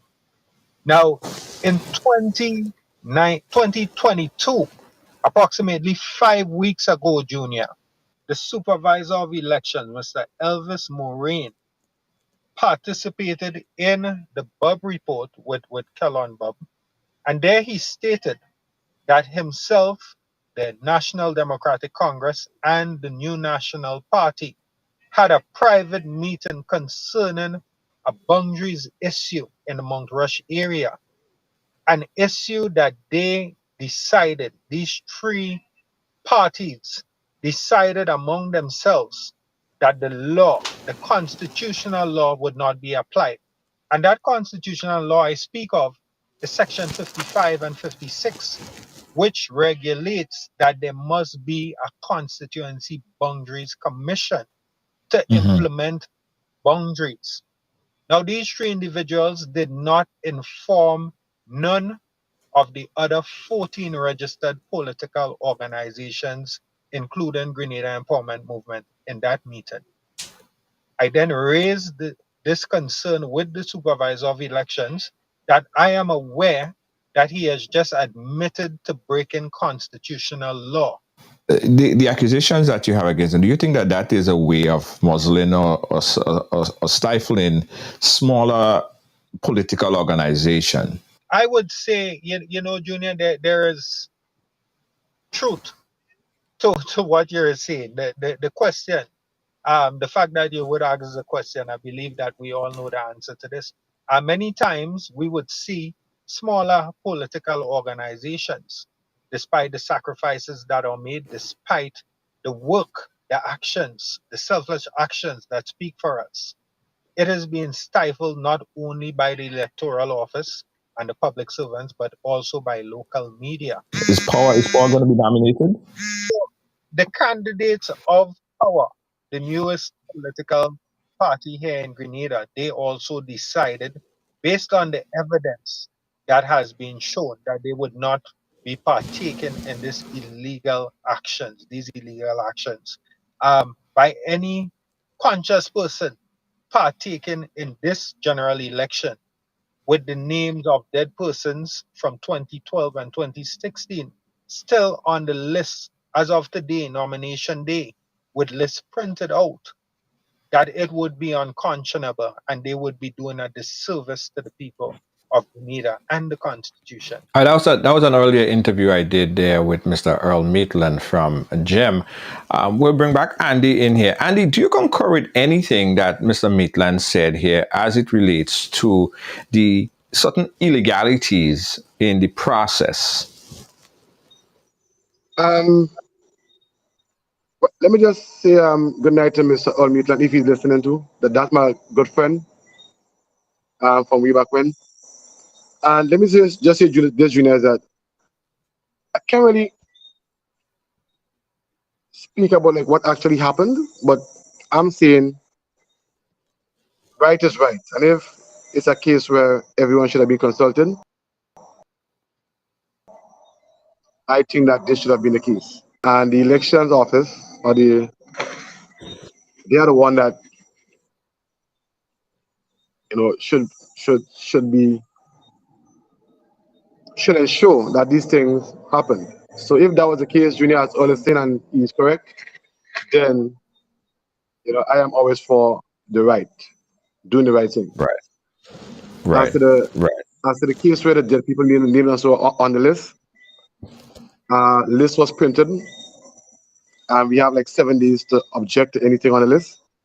So it's a case where we have time still to object, but we have seen in the past, where we have raised certain concerns to the electoral office, and they were not addressed until my leader had to write a long letter to them and publish it too publicly for people to see exactly what our concerns were. So we too have concerns, and we too feel that sometimes they are not being dealt with efficiently or timely. Right. So I just hope good sense prevail and the electoral office and so do the job, and ensure that we have a fair election and the processes are followed. So. Right. Yeah. Listen, Andy, I appreciate you taking the time to come and sit with us and chat with us. Oftentimes people hold back from sitting here because sometimes it's a hot seat. Right. You don't know what to expect. Right along is a very challenging audience, viewership, diverse. Everyone have the different variety of what their likes and the dislikes are. So oftentimes, people feel the weight of it. But you took the opportunity to sit with us and give your thoughts and ideas, and we appreciate that. And I appreciate any person, young person or anyone that decide and say, you know what, they're going to get into public life. Because you know as much as I know, the minute time you open your mouth and say, this is what you're going to do, it's just expect everything to come out. Just expect the worst. Just expect people to say, people treat you like if you're not even human beings, like you shouldn't even respond on a level. So anytime someone take that opportunity, no matter what side, no matter what their affiliations are, I congratulate them and I welcome them. And let me also say, while I'm talking about that we are an open platform and we're inviting candidates from the NNP, from the GULP, from the GEM, from the Power, from every political organization. This is a public open door call for you. We want to hear from you. We want to hear from members from the NDC. We want to hear from members from the NNP. We want to hear you, right? Please. I beg in. I beg in. We beg in. We put it out there. We want to hear from Cox. We want to hear from Nimrod Oliver. We want to hear from Mr. Dabrio. We want to hear from Emmeline Pierre. We want to hear from everybody. This is an open door clarion call to everyone to come on and let us chat. Let us have a primetime conversation. And we would really, really appreciate that. As Andy is doing right here, we show you the utmost respect. We never disrespect anyone, and we just putting that out there. So, Andy, I thank you and appreciate you. Any closing words, sir? Right. I just want to ask people, Junior, we have 3 more weeks before election, right? And I want to say to everyone here to be focused and to stay focused. Stay focused on issues. Stay focused on our ideas to move this country forward. Stay focused on things that are meaningful. Do not get caught up in the propaganda and all these things. For example, today, Junior, people were like wondering why I wonder if Andy will make it for nomination day, because of a certain statement that was made. Junior, and I will sit back, Junior, and hear propaganda, but I am not one to respond to it. Right? I always say, Junior, what's in the dark must come to the light. So, but these things are not important, Junior. What is important is choosing the party that you think will take Grenada forward. Not just for you, but for your children and their children also. Right? So, I want to implore on people, let's stay focused, listen to the issues, listen to the solutions, and make a proper decision as to which party that you think will move Grenada forward. And lastly, Junior, you there? Yeah. Right. I want to tell people, so let me get caught up in the NNP and NDC whole drama. But I always tell people, you know what? Let us choose country first before colors. If you are home right now, you are listening to this program, and you think for the last 5 years, 8 years, you are satisfied with the way the country is going, I say go ahead and choose your party, let's say the LNP. But if you are home right now, wherever you are, and you're not satisfied with the way this country is going, then I'm saying, please, give us a chance. Let us show you what we can do. And this is the decision, Junior, in this election that will determine which direction Grenada goes in the next 4, 5, 10 years. So I'm asking people to please stay focused, stay with, listen to the issues, listen to our solutions, and make a proper decision in choosing which party you want to vote for coming June 23rd. And on this note, I end by saying, please, on June 23rd, vote the National Democratic Congress to push Grenada forward. Thank you, Junior. Thank you so much, Andy Williams. Every time I'm thinking Andy, I have to psych myself out and don't say Andy Mitchell. Yeah. All right, guys, thank you so much. Listen, we're going to keep the phone lines open for you guys to call in, because I during the process of the conversation, I opened the phone lines. We had so much calls, but we couldn't take all of them, and we still want to hear from you guys. So give us a call. Let us know what you think about Andy Williams. Let us know what you think about the election as it stands right now. Let us know who you supported. And I particularly want to hear from the undecided, the group of people who have not yet made up their mind. Have you started to pivot one way or the other? Are you considering one party over the other? Are you hearing things that making you favor one party over the other? Or are you seeing things that making you move away from one party than the other? Let's have this conversation right here. We open up the phone lines. The number is 718-701-5720. Right along live. Let me put back up the phone line. So we're taking your call on. Just tell us what you think. How you feel about this. Give us a general synopsis of where it's at for you right now. All right, let's take this call right here. Caller on the phone lines, go right ahead. Call on the WhatsApp hold. Call on the phone line, go right ahead. Hi, Junior. Good evening. Hey, good evening to you. To you, and congratulations to Mr. Andy Williams.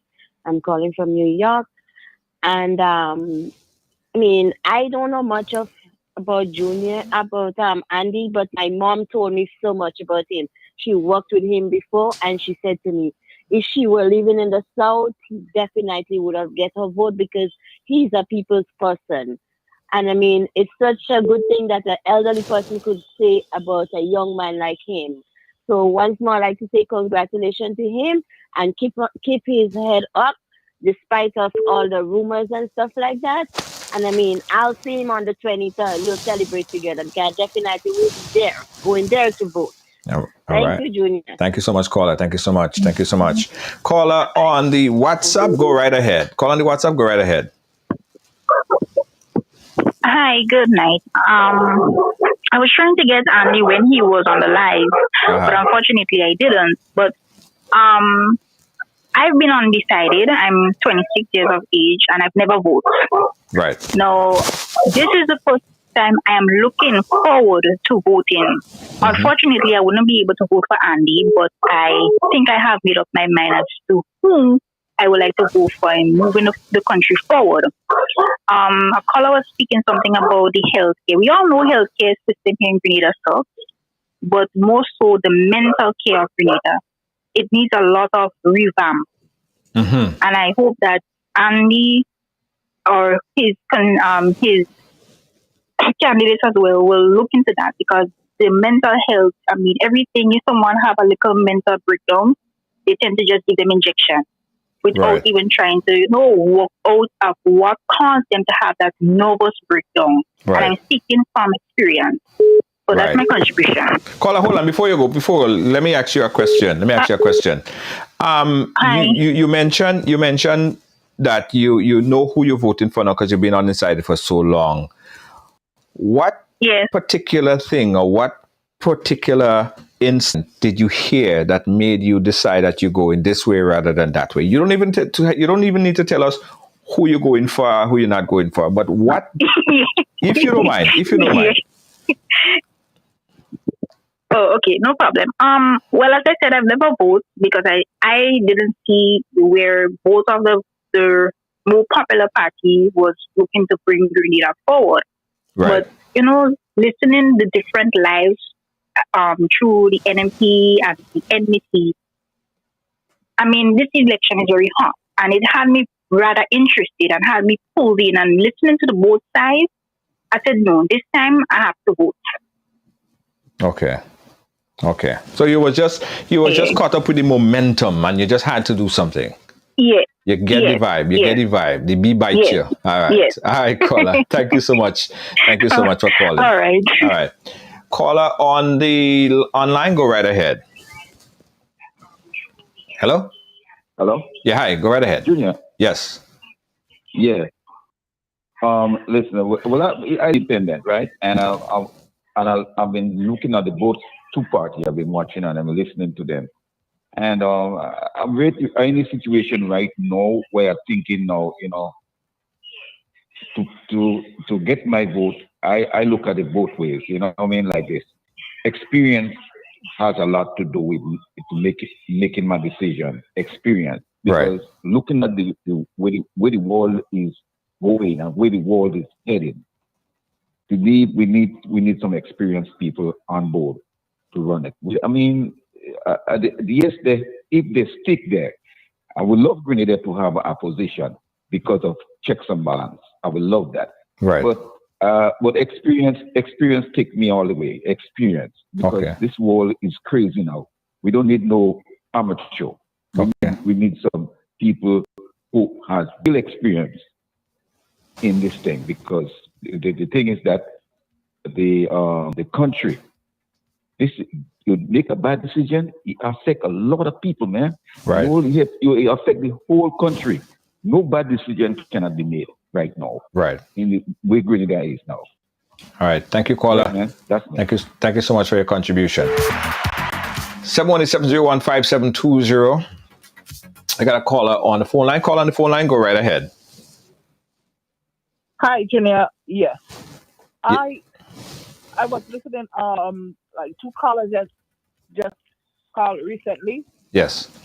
I just called back. I'm kind of concerned because the last person spoke about experience. Yes. And to me, experience haven't bring Grenada forward. It hasn't taken Grenada anywhere.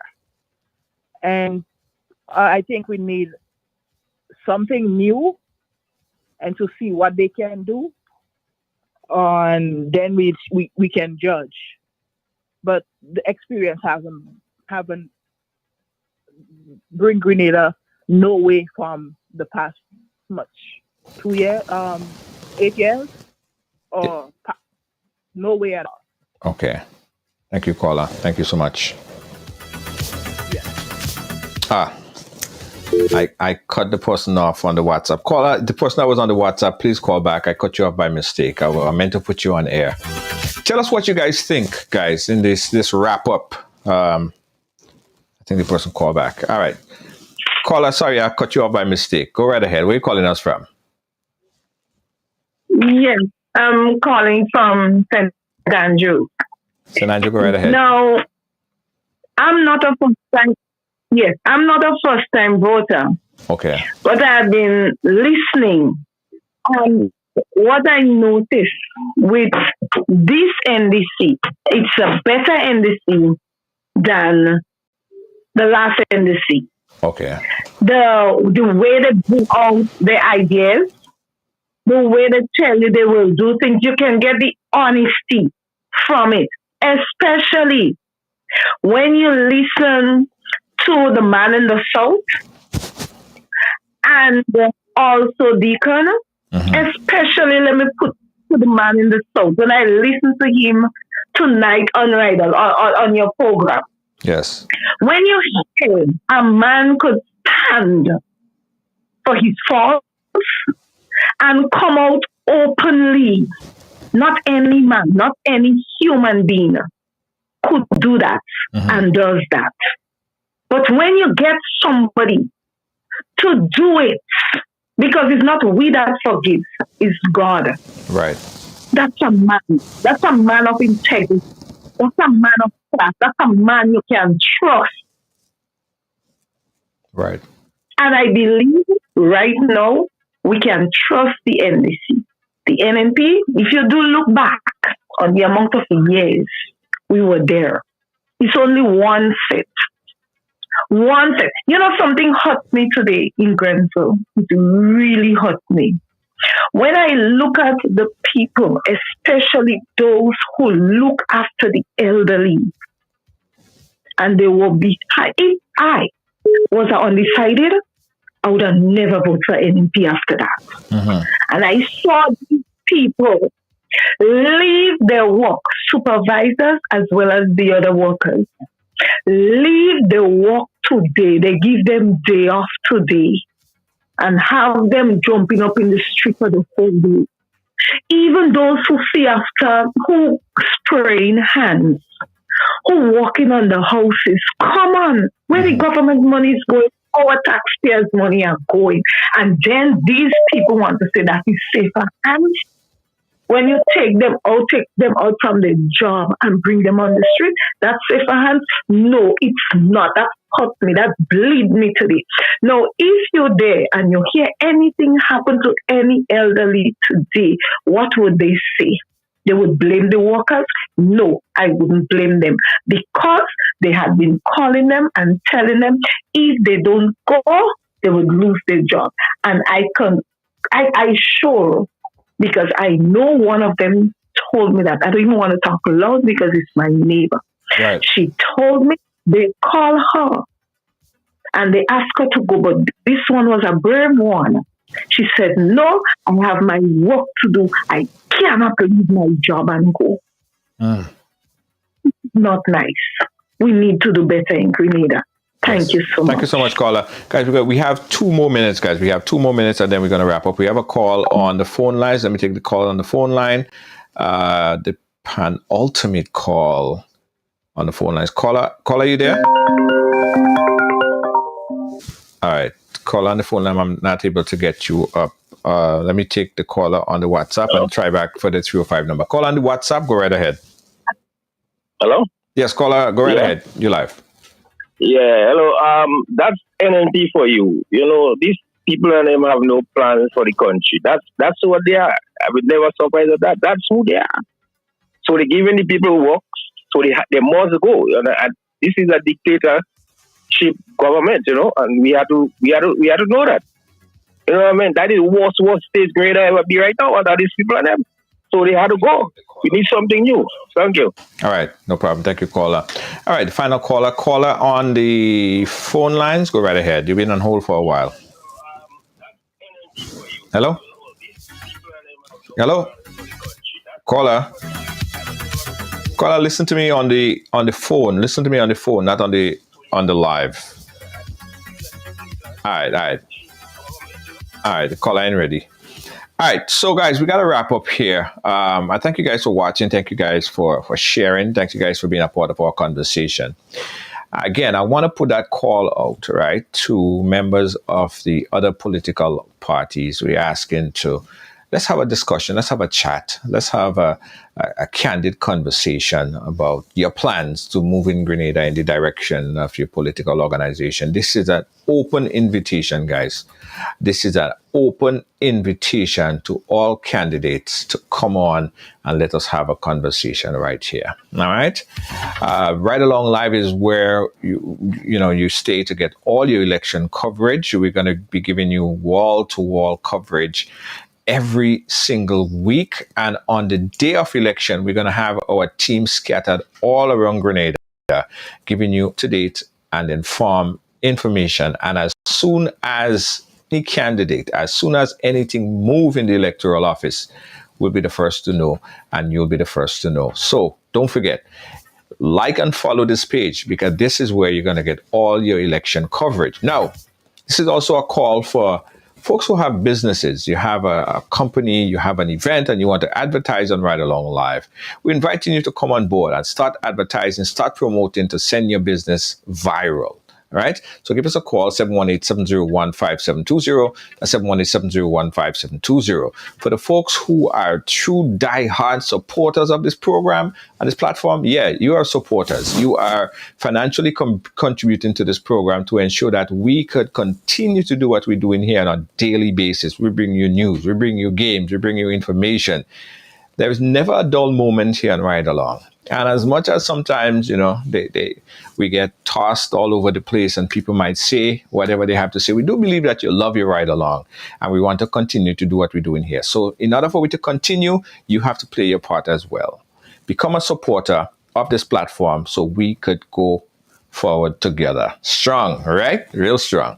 So you can become a supporter by clicking that link, and it will give you all the option of how you could become a monthly subscriber to Ride Along Live. And it costs less than the cost of a cup of coffee. Yeah. Thank you guys so much for watching. Thanks for being a part of our program today. The following is a paid political commercial advertising by the National Democratic Congress. Sisters and brothers, I ask you to hear me just on this point. Examine the team of the National Democratic Congress. You just examine them. Compare them one by one. And what you see is an experienced group of people ready to take this country forward. I'm Deacon Mitchell, and I endorse this message.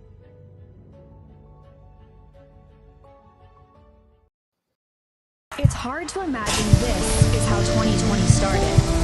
But across the world, dozens were falling ill with a mysterious virus that would ultimately change life as we know it. Chinese health authorities are still working to identify the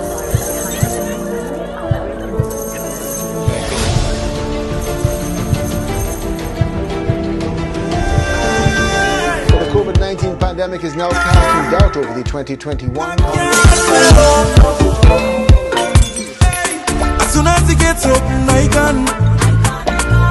As soon as it gets open, I can. As soon as it gets open, I can. As soon as it gets open, I can. I'm tired, stay home and need out. Why you talking? The job must pay. All you understand? Job must play.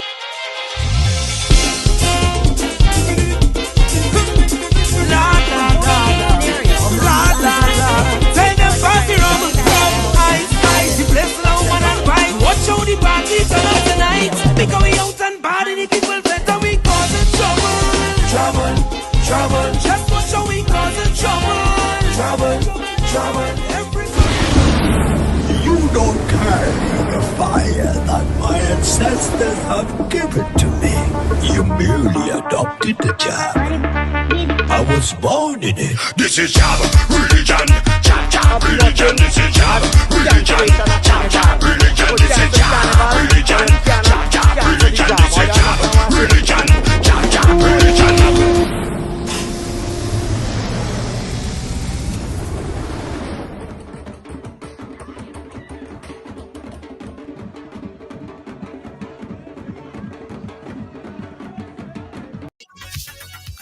Guys, also, I got to tell you guys about the third annual Miss Caribbean USA Summer Body Pageant. That's the third annual Miss Caribbean USA Summer Body Pageant that takes place on June 26.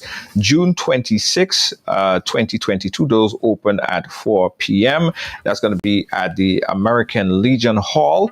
And there are, well, let me tell you, beautiful ladies vying to be the Miss Caribbean USA Summer Body Queen, right? We have the BVI, we have Trinidad, Grenada, a host of Caribbean countries, Jamaica, Barbados. Everyone is represented in the Miss Caribbean USA Summer Body pageant. For more information, and for tickets and more information, you could contact 929-527-8660, and that's for WhatsApp only, or tickets also available on Eventbrite.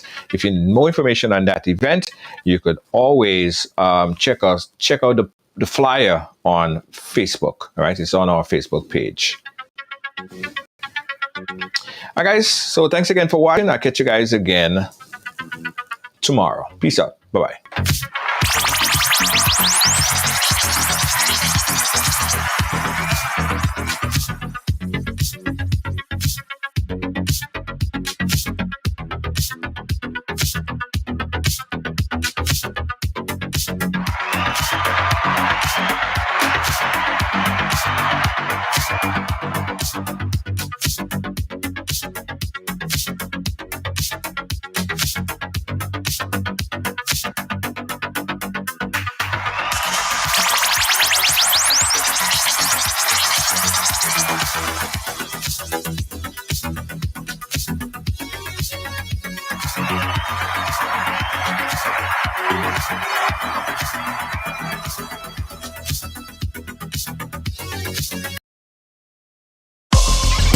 Well, it's on the right along, so it's happening here. Came over here. What does it mean?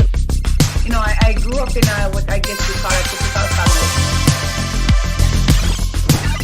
We break all the stories, and that's just a fact.